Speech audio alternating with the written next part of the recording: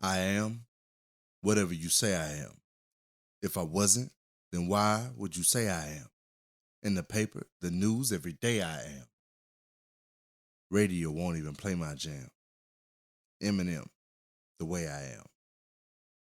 Interesting. Welcome to Will's Way Productions. I'm your host, Will's Way, and this is Who Told You That?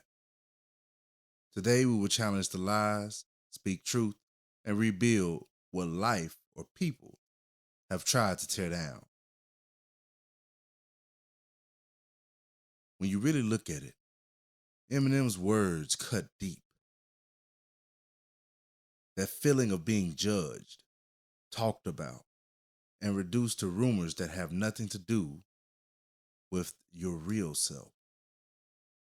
It's something we all know too well. That constant pressure from family, friends, coworkers, or even strangers to live up to their idea of who you're supposed to be. It's like saying, if that's what you see, that's what I'll be. But living that way, always reacting to what they say, only traps you in roles and labels that were never yours to begin with. Makes me think of another saying, for instance. What the next person thinks of me is none of my business. Or maybe this one. You wouldn't worry so much about what others think of you if you realize how seldom they do. Eleanor Roosevelt. But the real question is, who gave them permission to define you in the first place? So let me ask you, who told you that's who you are? Let's take a real look at what real identity is. In Exodus chapter 3, verse 14, God speaks to Moses from the burning bush and says, I am that I am. Not I was, not I might be. Not I am what they think, just I am.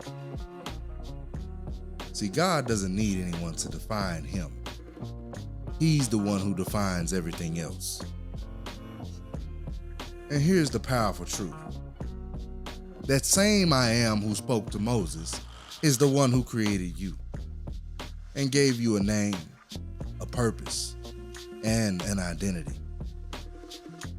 An identity that doesn't shift with public opinion or passing trends, that is. You know, in Ephesians chapter 2, verse 10, it says, for we are God's masterpiece, created in Christ Jesus to do good works, which God prepared in advance for us to do. That means you're not an accident or an afterthought. You're a masterpiece of purpose. And if God is the I am, then everything about you flows from him. That's an interesting thought. So let's flip the script here. Take another look up, another way of viewing this. Instead of I am what they say I am, here's what God says about you. I am fearfully and wonderfully made. Psalms 139, verse 14. I am a new creation. 2 Corinthians 5 and 17. I am chosen, royal, and set apart. 1 Peter chapter 2, verse 9. I am more than a conqueror.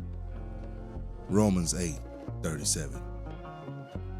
I am not what I've done. I am what he's done in me. Do you see the difference? The world names you based off of your past and what they've seen or heard or beliefs about you. But God names you based on His purpose. Every day that you wonder who you are leads back to whose you are, who you belong to. A choice that is. In Genesis chapter 3, after Adam and Eve tried to hide from God, He asked them, "Who told you that you were naked?" Translation, who gave you a name I never gave you? That's deep. And maybe that's the question that God's asking you today. Who told you that you're broken? Who told you that you're a mistake? Who told you you're too far gone?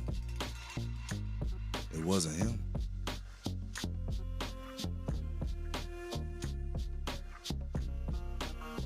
So here's the challenge.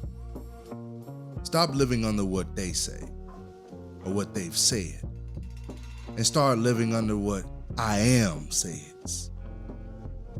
Because you're not whatever they say you are. You're everything He says you are. And the truth changes everything.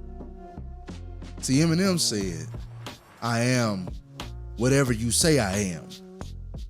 But God says, I am that I am. And you are my masterpiece. You don't have to prove who you are. You just have to walk in who God already said you are. And as I like to always say, where there's a will, there's a way.